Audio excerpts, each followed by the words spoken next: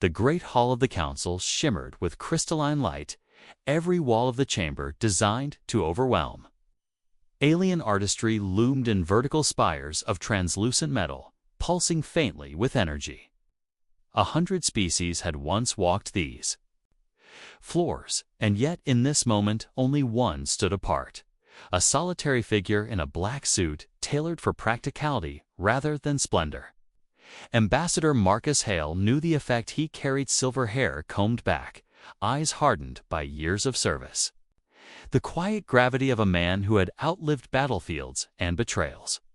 His every breath was deliberate, as though peace itself rested on the steadiness of his chest. To his left walked Commander Elias Kane. Broad-shouldered in Navy uniform, the burnished pins of the Terran fleet reflecting the chamber's light. Kane was not a diplomat. He was a soldier, unyielding in posture. His sharp gaze roaming every angle of the alien assembly with predatory calculation. His presence was a warning. The man beside him was here for words. But Earth had steel and fire waiting beyond the stars. The Council's presiding figure, Overlord Gyron, descended from his throne of carved obsidian, his body draped in violet cloth that swept like liquid shadow. His elongated frame bent with a grace cultivated over decades of political theater. His lips, thin and pale, spread into a smile too polished to be anything but artifice. Hale had seen that expression on tyrants and warlords before. It was the smile of a predator cloaked in civility. Ambassador Hale of Earth. Gyron intoned, his voice resonating with the room's acoustics, amplified until it filled the bones. We welcome the emissary of the Deathworlders. May this summit temper fury with reason. Hale inclined his head in respect, though not submission. I come not as a warrior, but as a voice. Humanity has no interest in endless war. Our colonies bleed, your borders strain, and our soldiers bury their dead. It is time to talk of restraint. The chamber murmured with alien voices, some skeptical, others contemptuous. At the fringe of the gathering, recruit Torvak shifted impatiently. He was young by his people's measure, his carapatched shoulders gleaming under the chamber lights. To him, humans were curiosities fragile, soft-skinned creatures elevated to dangerous myth. He watched Hale with a sneer carved across his mandibles. Torvak's gaze fell upon the human aide carrying Hale's data slate. A young man whose slender frame betrayed none of the resilience his species was famed for. The recruit's amusement swelled.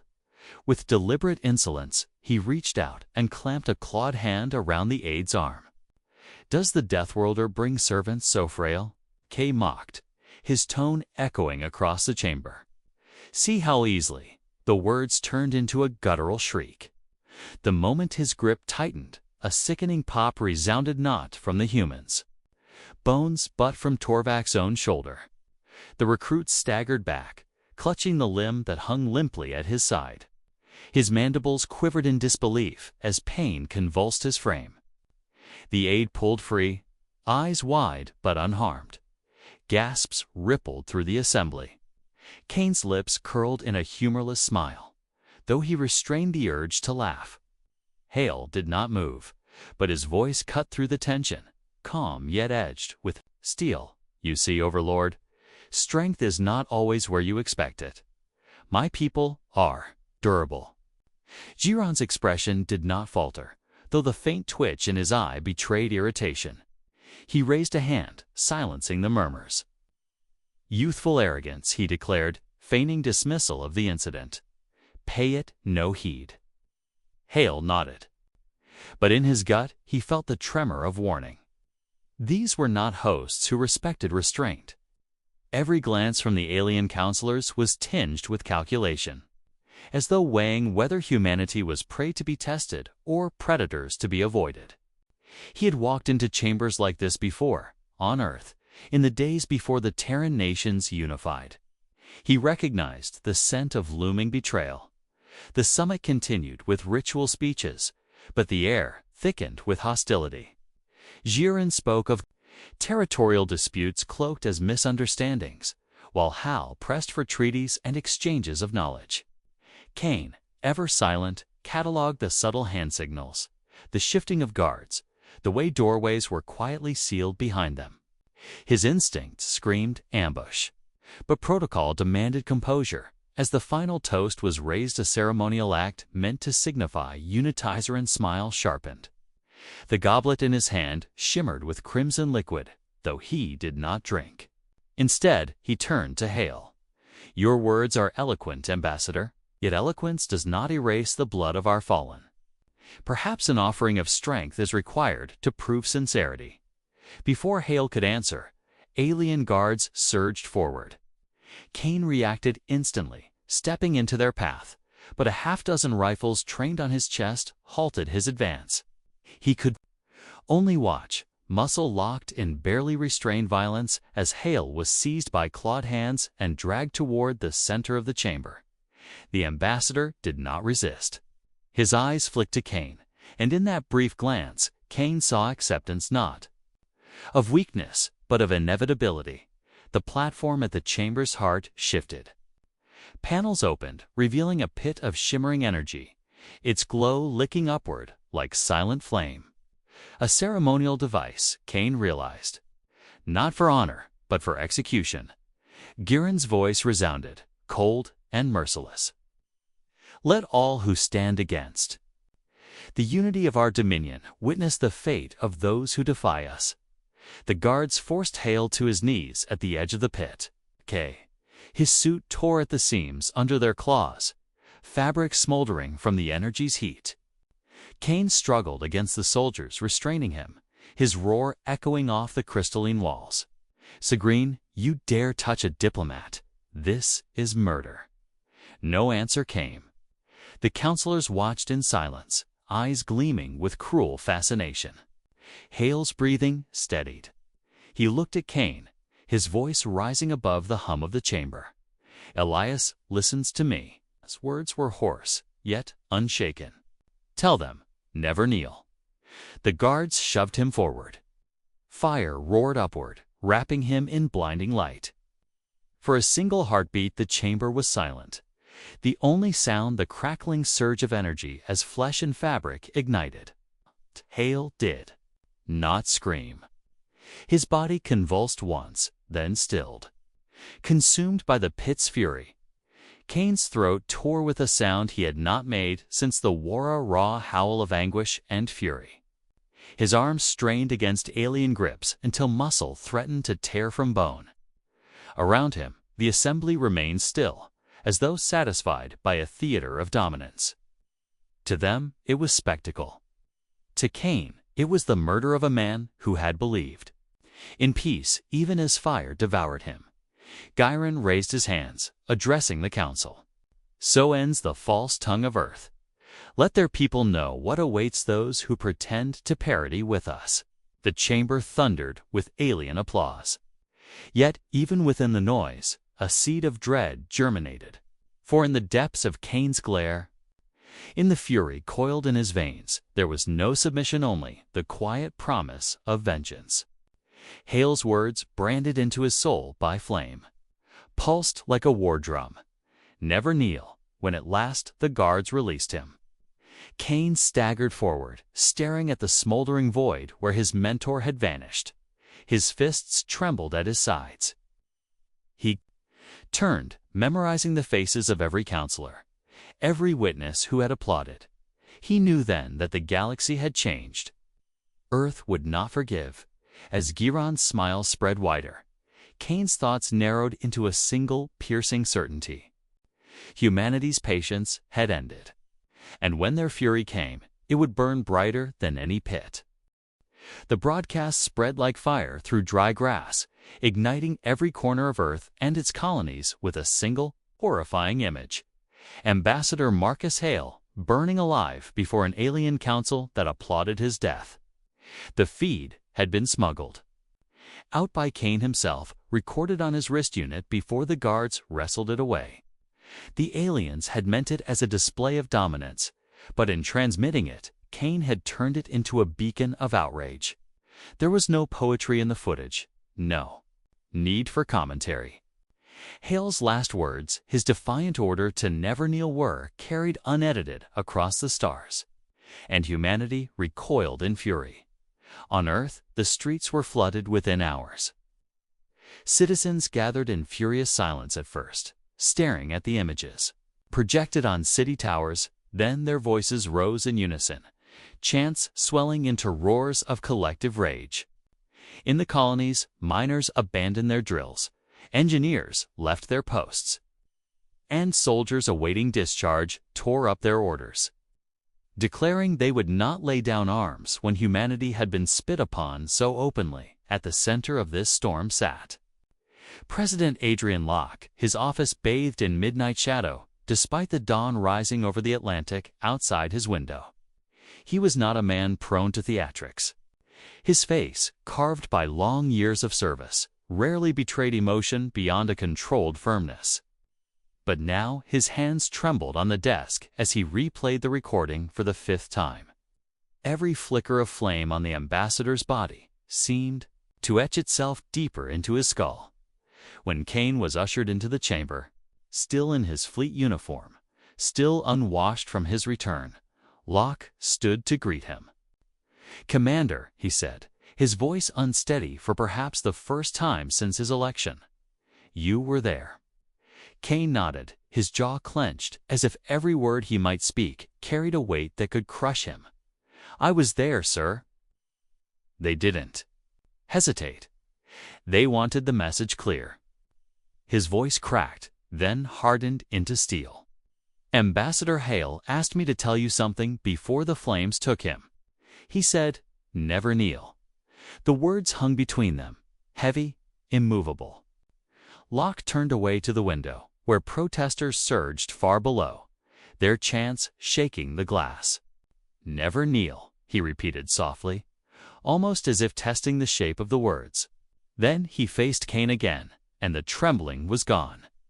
His eyes, once dulled by diplomacy, now burned with an anger matching the crowds below.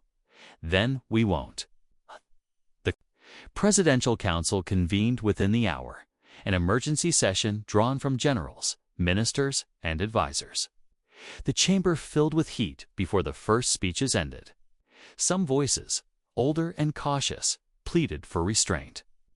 "War on this scale," argued Minister Callan, his tone dry with fear, "will cost us tens of thousands, perhaps millions. Do you wish to sacrifice more of our people simply to avenge one man?" It was Kane who answered, his voice booming before Locke could. "One man." That one man carried the hopes of every world under Earth's flag. He was slaughtered like an animal for daring to believe in peace. If we allow this to pass, then every soldier, every colonist, every child will know we can be broken without consequence. How long before they burn the next one? How long before it's your son, your brother, your president? Silence fell. Even the ministers who had advocated restraint looked away. Ashamed, Admiral Rourke was the last to rise, his massive frame towering like a soldier carved from stone. His uniform bore the scars of campaigns past, medals glinting in the light. But it was his eyes that silenced the room ice blue, unblinking, carrying the weight of men he had buried. "I've commanded fleets against pirates, against rebels, against creatures that crawled from black holes. I've seen humanity claw its way out of extinction time and again. But I have never seen us unified like this." His voice carried the gravity of a hammer striking iron. "If you order me to wait, I'll wait. If you order me to strike, I'll strike. But make no mistake, our people demand an answer. Give them nothing, and you'll have civil war at home before the aliens. Ever fire another shot?" The chamber erupted again, but Locke raised a hand and the voices fell silent. His gaze swept across the room, steady now, resolute. "We did not choose this war," he said. "It was forced upon us by arrogance and cruelty.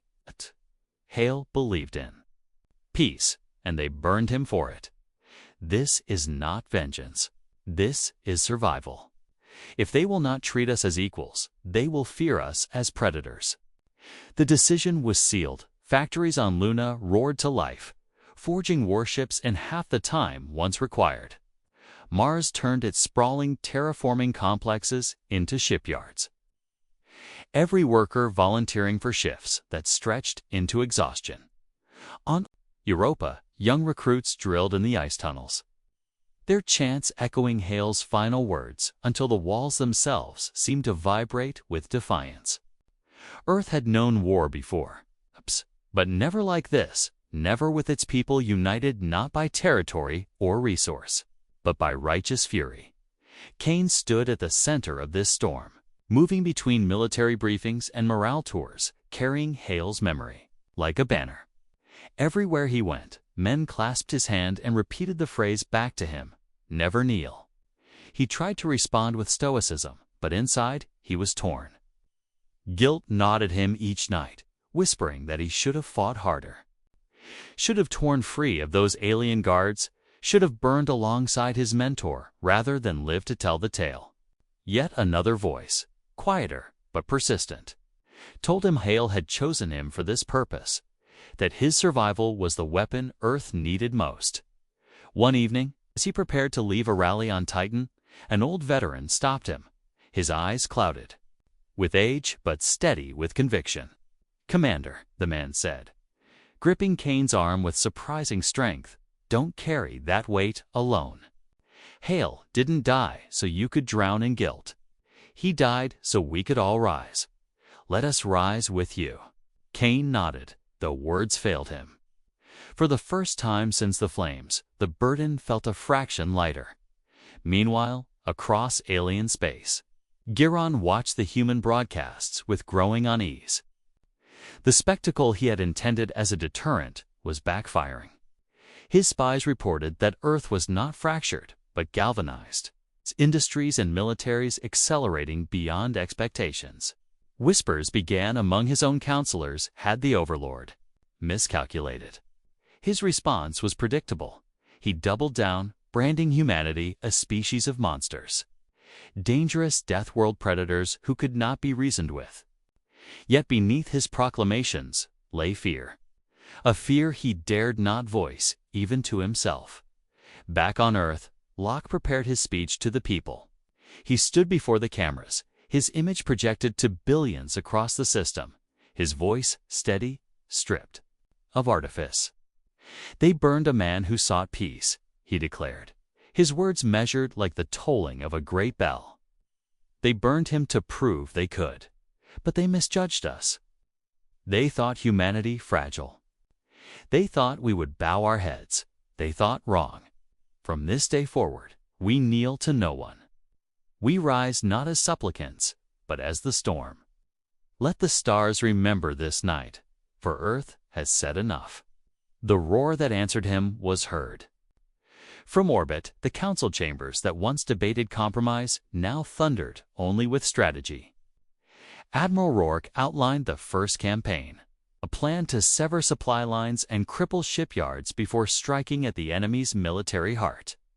Kane would serve not behind a desk, but on the front lines, his presence both symbolic and practical.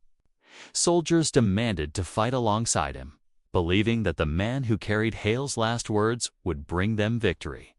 As the fleets gathered, their engines blazing against the void, a strange stillness fell across Earth. It was the silence before a storm, when even the wind seems to hold its breath. Men kissed their families goodbye, not with despair, but with grim pride. They did not speak of return. They spoke only of making the aliens remember Hale's death as the spark that set the galaxy aflame. Kane stood aboard his flagship, watching the stars wheel past the viewport. His reflection stared back at him, hard and unyielding. Somewhere beyond those stars, Giron sat smug upon his throne, believing himself untouchable. Kane's fists curled at the thought. "Never kneel," he whispered again, the words burning through him like fuel. And in that moment, as the fleet surged into the dark, the war began not with hesitation, not with fear, but with the fury of an entire species united in wrath. The first strikes came without warning, and that was the point. Admiral Rourke's plan relied not on overwhelming numbers, humanity did not yet command them, but on speed, precision, and the willingness to do what no other species dared. The alien Dominion had always counted on human hesitation, on the belief that Earth would debate and stall while their fleets tightened the noose. Instead, the humans moved faster than any intelligence report suggested possible.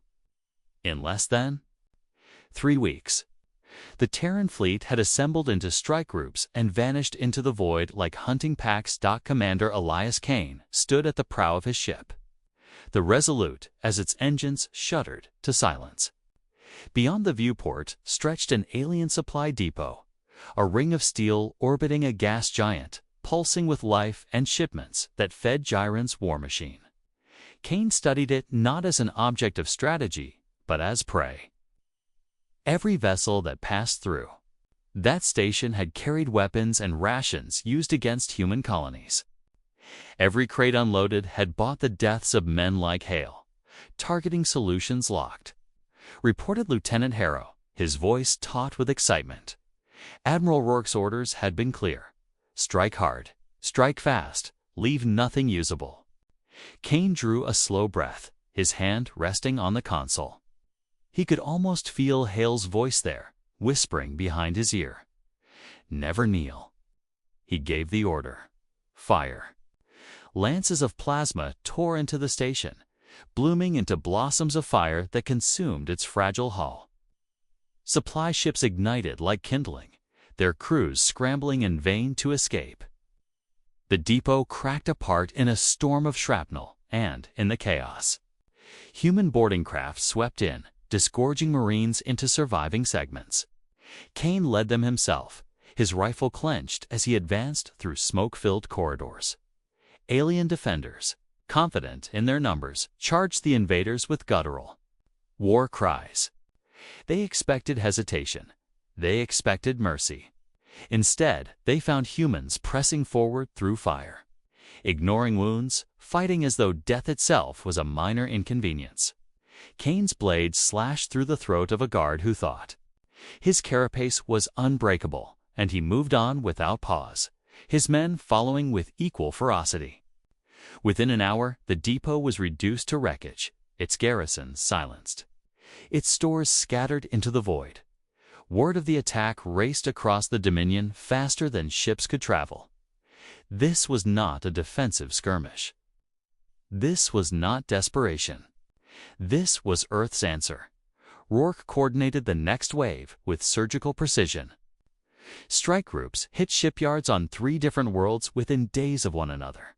They didn't just destroy the docks, they annihilated them, detonating reactors, collapsing orbital scaffolds into firestorms that lit the skies of alien cities. Below, for the first time, civilians of Gyron's Dominion looked up and saw fire falling from their heavens, and whispers spread. The humans are not weak. They are not fragile.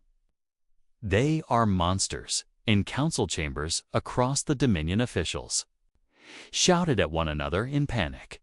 Why were the humans fighting with such fury? Why did they press attacks that seemed suicidal, only to succeed where no sane commander would attempt them? The answer was whispered by veterans who had fought humans before. They come from a death world. They are tempered by storms, predators, and poisoned air. They are not like us. Overlord's gear refused to show fear. His broadcasts thundered with arrogance.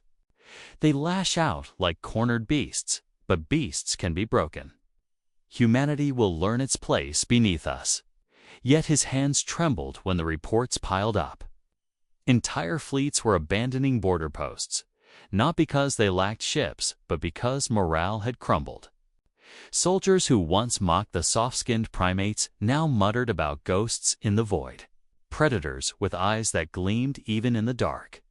On board the Resolute, Kane watched the transformation of his men. They had left Earth as soldiers, disciplined and weary, but every battle hardened them into something else. Their eyes gleamed with fire. Their laughter carried an edge of madness. They no longer spoke of survival. They spoke only of victory, of vengeance, of making the aliens understand Hale's final words. One night after a raid, Kane walked the corridors and heard Marines chanting in unison, "Never kneel, never kneel." The words pounded like a heartbeat, echoing through steel bulkheads, until the ship itself seemed alive with fury. Kane closed his eyes, the sound resonating through his chest. It was terrifying. It was glorious. The campaign escalated. Human forces didn't simply destroy, they humiliated. Before every strike, they broadcast Hale's last words into enemy channels. Entire fleets froze in terror as the image of a burning man filled their view screens, his voice steady even as fire consumed him. To the aliens, it was horror. To the humans, it was gospel. At Droskin Outpost, an alien commander surrendered before a shot was fired, demanding only that the humans not show him the fire. At another world, a garrison of 10,000 broke and fled into the wilderness when a mere company of human soldiers marched on their walls chanting Hale's words. Fear became a weapon sharper than plasma. Yet, even as humanity surged, Kane could feel the strain. Every victory was paid for in blood. He walked through med bays filled with men missing limbs, men burned, men who would never return home. They smiled at him, still chanting the phrase, but he knew the cost. Hey, wondered if Hale would approve of this path if the ambassador had envisioned rivers of fire when he had whispered his final command. But every time Kane hesitated, he remembered Hale's eyes in those final moments steady, unflinching, and he pressed on. Rourke carried the war with relentless logic. He was not driven by vengeance alone. He was a strategist, shaping terror into a tool. His fleet struck, withdrew, struck again, never giving the aliens time to regroup. He compared humanity's tactics to wolves, circling prey, bleeding them with precision until the final kill would be inevitable. They thought. U.S. prey, he told his commanders. Now they will learn we are predators. As months passed, the Dominion's outer territories crumbled. Worlds once considered safe bastions now smoldered under human bombardment. Refugees fled deeper into Gyron's space, bringing tales of human soldiers who fought like demons, who laughed as they bled, who turned the galaxy itself into a death world. Still, Gyrun clung to his throne. His pride could not admit defeat. He rallied what fleets he could, promising his people that the humans would soon be broken. Yet, even as he spoke, his generals hesitated, his admirals delayed. They no longer believed. On board the Resolute, Kane prepared for the next strike. His men stood ready, their armor scorched from a dozen battles, their faces hollow with exhaustion yet blazing with fire. He looked at them and felt both pride and dread. They were becoming legends already, but legends were often made of men who did not live to see peace. As he checked his weapon, Admiral Rourke's voice came through the comms. Kane, the time approaches. We've bled them enough. Now we strike at their core. The Overlord will learn humanity does not forgive. We'll end this on their homeworld. Kane's chest tightened. The thought of setting foot in Gyron's palace, of staring into the eyes of the man who had smiled as Hale burned, filled him with an electric hunger. He clenched his fists, hearing the echo of Hale's voice one more time. Never kneel. The fleet engines roared to life, stars stretching into lines as they leaped into faster-than-light travel. The men around Kane shouted their chants, their voices merging into thunder. Humanity's wrath had been unleashed, and nothing in the galaxy would stop it now. The alien homeworld rose in the viewport, a swollen jewel of obsidian and violet oceans, its skies webbed with defense grids that once seemed impenetrable. For centuries, it had been the seat of unchallenged power, the throne of Overlord Cyrun's dominion. Now it waited beneath the crosshairs of the Terran fleet, shields already flickering from the pounding of orbital bombardments. Admiral Rourke's voice carried through the fleet channels, calm and absolute. This is the heart. Today, we tear it out. The warships aligned in perfect formation, their engines flaring as plasma batteries screamed down through the atmosphere. Towers of alien architecture, once testaments to pride, crumbled into dust. Cities drowned in firestorms, their spires collapsing into molten rivers that stained the violet seas. Humanity did not simply attack, they declared, with every strike. That no atrocity would go unanswered. Commander Elias Kane stood at the staging bay, armored and armed, surrounded by men who had followed him through every raid and every battle. Their faces bore the marks of months of fire and blood, their eyes hollow yet shining with the same fire that had carried them here. Kane looked at them and knew they had ceased to be soldiers. They were something older, more primal, an echo of the predators that once hunted Earth's plains. "We ended here," Kane said, his voice low but carrying through the bay. "No more burned diplomats, no more chains. Hale's blood ends with this world. Remember his words, Nail Neal. Today, we make sure none of us ever will again." The dropships screamed through the atmosphere, skimming burning towers and shattered domes. Anti-air fire clawed at them, but human pilots dove with reckless precision, weaving through storms of plasma to deliver their cargo. Kane's ship slammed into the palace courtyard, its hull sparking as Marines poured out into a storm of enemy. Fire.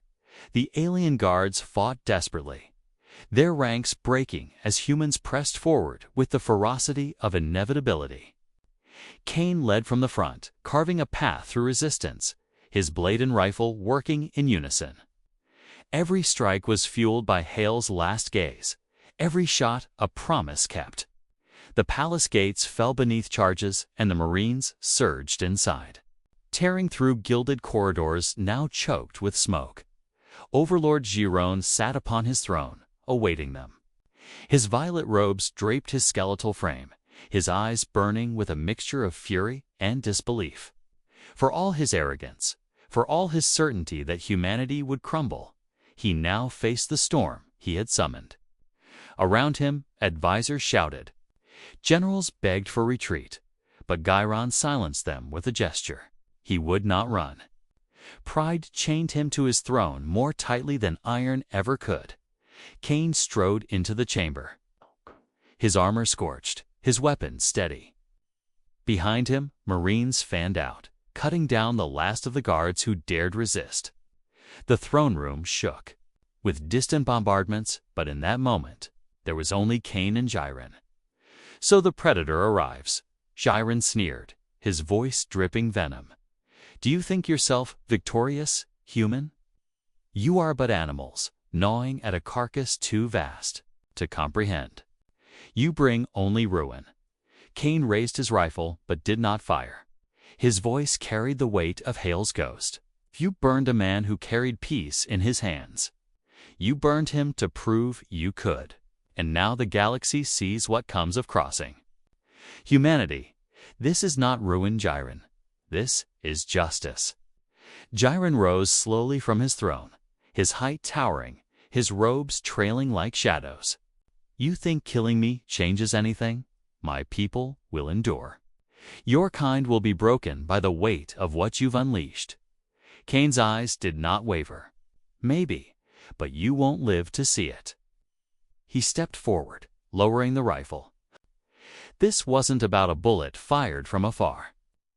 This was about Hale's words, about delivering the promise face to face. Kane drew his blade, its steel glinting in the fractured light, and leveled it at the Overlord's chest.